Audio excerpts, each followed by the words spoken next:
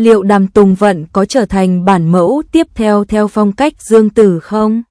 Liệu Trịnh Nghiệp Thành có thể tận dụng cơ hội này để cất cánh không? Thục Cẩm Nhân Gia của Đàm Tùng Vận viết nên chuyến phiêu lưu ngọt ngào và chua chát trong thế giới thần tượng thời cổ đại. Bộ phim Thục Cẩm Nhân Gia đã gây chấn động trong giới phim cổ trang. Ngay sau khi phát sóng, lượt xem của tập 8 đã tăng vọt lên 46 triệu và tỷ suất người xem trong đêm công chiếu thậm chí còn cao hơn, một lần vượt qua 1.000.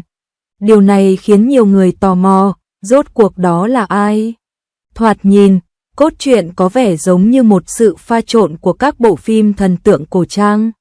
Nữ chính Cơ Oánh Oánh và con trai cả nhà họ Triệu là Triệu Tú Nguyên vốn là đôi thanh mai trúc mã, nhưng khi lời nguyền của gia tộc phát huy tác dụng, tình yêu tốt đẹp của họ đã tan vỡ.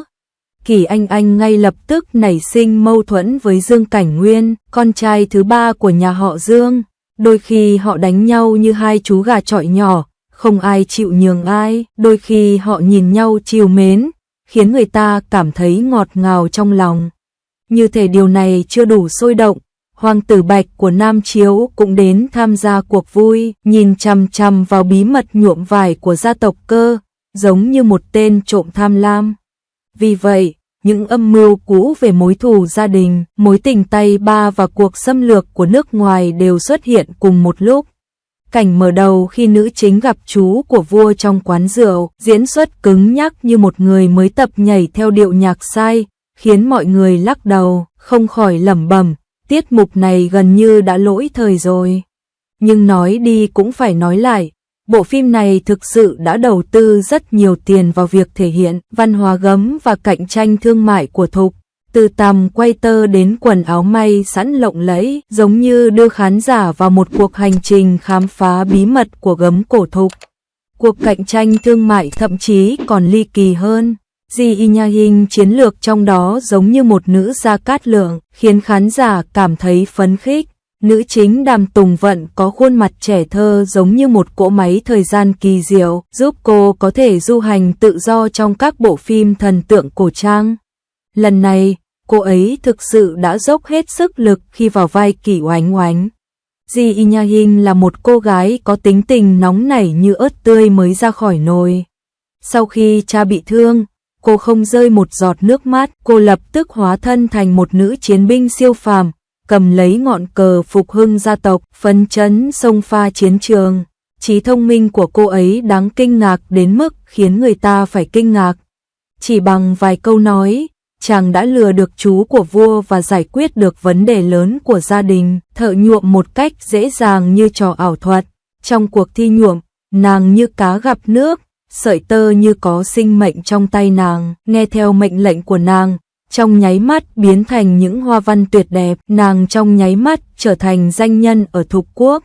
Đối mặt với sự khiêu khích của Bạch Vương Nam Chiếu, nàng trừng mắt, chống nạnh, hành động như một nữ tướng uy nghiêm, khiến kẻ địch không nói nên lời. Về mặt chuyên môn, Kỳ Oánh Oánh từ nhỏ đã mê tơ lụa, có năng khiếu, sau khi kế thừa bí quyết gia truyền, ngày đêm nghiên cứu, cuối cùng trở thành sứ giả dệt nhuộm của nhà Đường. Thành tựu này quả thực không thể tưởng tượng nổi. Về mặt mối quan hệ, cô nắm chặt gia đình mình trong tay vì sợ họ sẽ tan vỡ, và tình yêu của cô dành cho mẹ và anh trai giống như một dòng suối róc rách, không bao giờ ngưng chảy. Cô xử lý những cảnh tình cảm với hai nhân vật nam chính rất khéo léo, không khoa trương hay ỷ lại, giống như một người phụ nữ hiện đại độc lập du hành xuyên thời cổ đại, cùng họ chung tay kiếm sống. Câu thoại tình cảm này ngọt ngào nhưng không nhờn bóng, khiến người ta không thể dừng xem. Chúng ta hãy cùng xem xét các diễn viên nam trong vở kịch.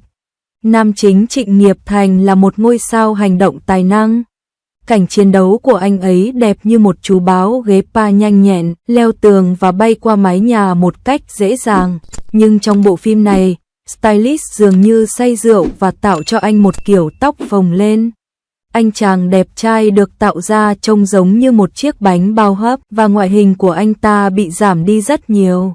Mặc dù có một số tia lửa khi diễn xuất với Đàm Tùng Vận, giống như ngọn lửa nhỏ giữa mùa đông, nhưng độ phổ biến của bộ phim này vẫn chưa quá lớn. Nếu anh ấy muốn trở nên nổi tiếng với bộ phim này, anh ấy sẽ phải đợi thêm một thời gian nữa.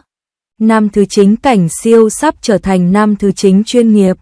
Trong bộ phim này, nhân vật Thịnh Phong Trạch do anh thủ vai nhạt nhẽo, giống như một cốc nước lọc, uống xong không để lại ấn tượng gì. Bối cảnh nhân vật không có gì đặc biệt, anh sẽ rất khó để có thể trở lại với bộ phim này. Nam chính thứ ba, Triệu Tú Nguyên, thậm chí còn kém may mắn hơn, anh bị thay thế vì một số vấn đề với diễn viên. Diễn viên mới giống như một đứa trẻ mới tập đi, vẫn chưa thích nghi với vai diễn, cốt truyện thì lộn xộn, nhân vật này muốn nổi tiếng còn khó hơn cả trèo lên trời. Liệu một bộ phim có thể giúp một diễn viên nổi tiếng hay không cũng giống như một cuộc phiêu lưu thú vị, đầy rẫy những điều không chắc chắn. Kỹ năng diễn xuất của diễn viên rất quan trọng, nhưng nhân vật phải như nam châm, có sức hút hấp dẫn, và cốt truyện phải như hộp ma thuật, đầy bất ngờ. Bộ truyện được xây dựng như một tòa lâu đài tinh xảo, vững chắc và tráng lệ. Mặc dù Đàm Tùng Vận có vóc dáng mang lại may mắn cho chồng, nhưng cô vẫn có phần lấn át các nam diễn viên khác khi một mình cô trong Đàm Tùng Vận. Rốt cuộc, đây không phải là sân khấu của riêng cô ấy. Toàn bộ dàn diễn viên và đoàn làm phim phải cùng nhau làm việc để giành chiến thắng. Vở kịch này được thực hiện với sự chân thành sâu sắc. Câu chuyện diễn biến với tốc độ chóng mặt, cuốn hút khán giả vào cốt truyện ngay tức khắc, khiến khán giả phải chóng mặt. Chủ đề tập trung vào văn hóa gấm thục, giống như trồng một báu vật quý hiếm trong khu vườn của vở kịch rối cổ đại. Nó độc đáo và quyến rũ, khán giả có thể học hỏi nhiều hơn trong khi theo dõi vở kịch, như thể họ đã học một bài học văn hóa cổ đại sống động. Bối cảnh và đạo cụ của Thục Cẩm Nhân Gia chân thực đến mức khiến người ta có cảm giác như đang du hành ngược về thời đường. Mỗi cảnh như bước ra từ một cuộn giấy thời đường, thật tráng lệ. Ánh sáng và bố cục giống như những nét vẽ kỳ diệu của họa sĩ, vừa phải, và bức tranh đẹp đến mức say đắm. Bối cảnh quay thực tế càng thêm độc đáo, khán giả như đang theo chân nhân vật chính đi qua những con phố, ngõ hẻm thời đường, cảm nhận bầu không khí pháo hoa của thời đại đó. Tất nhiên, vở kịch này không hoàn hảo, logic của cốt truyện đôi khi trở nên vô lý. Gia đình của nữ chính cực kỳ nghèo khó, nhưng cô ấy ăn mặc như một kho báu di động chứa đầy những thứ tuyệt vời. Đây không phải là một cái tát vào mặt khán giả sao? Và những bộ phim truyền hình thương mại mà chỉ cần nói vài câu cũng có thể thống trị ngành công nghiệp. Nếu khán giả là trẻ em 3 tuổi thì sao?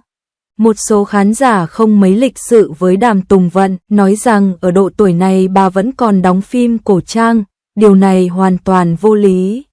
Cũng có người phàn nàn về chiều cao của cô, điều này thực sự không hợp lý.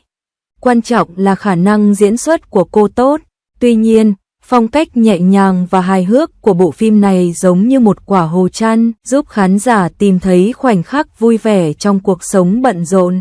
Miễn là bạn không quá nghiêm túc và coi đó là một trò hề vui vẻ thì bạn vẫn có thể tìm thấy nhiều điều thú vị trong đó.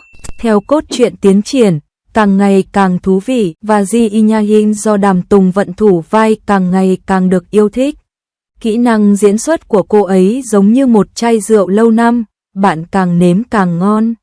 Thục Cẩm Nhân Gia giống như một người bạn tính tình không tốt, tuy có một số khuyết điểm nhưng cũng mang đến cho chúng ta rất nhiều niềm vui. Vở kịch đã có những đóng góp không thể xóa nhòa vào di sản văn hóa gấm của nhà Thục, các diễn viên cũng đã cố gắng hết sức. Chúng ta đừng chỉ tập trung vào Đàm Tùng Vận, đây là thành quả chung tay của mọi người. Nếu một diễn viên muốn có sự nghiệp lâu dài, anh ta hoặc cô ta phải dựa vào chính sức mình. Bộ phim Đàm Tùng Vận được phát sóng độc quyền trên Youku, mặc dù có một số tình tiết bất ngờ nhỏ khi xem nhưng vẫn không thể ngăn cản được sự nhiệt tình của người hâm mộ phim truyền hình. Những người bạn chưa xem có thể muốn đến và tham gia vào cuộc vui. Bạn cũng có thể yêu thích cuộc phiêu lưu ngọt ngào và chua chát này trong thế giới thần tượng cổ đại. Bạn có nghĩ Đàm Tùng Vận là một bảo mẫu theo phong cách của Dương Tử không? Chào mừng bạn đến thảo luận và để lại tin nhắn trong phần bình luận.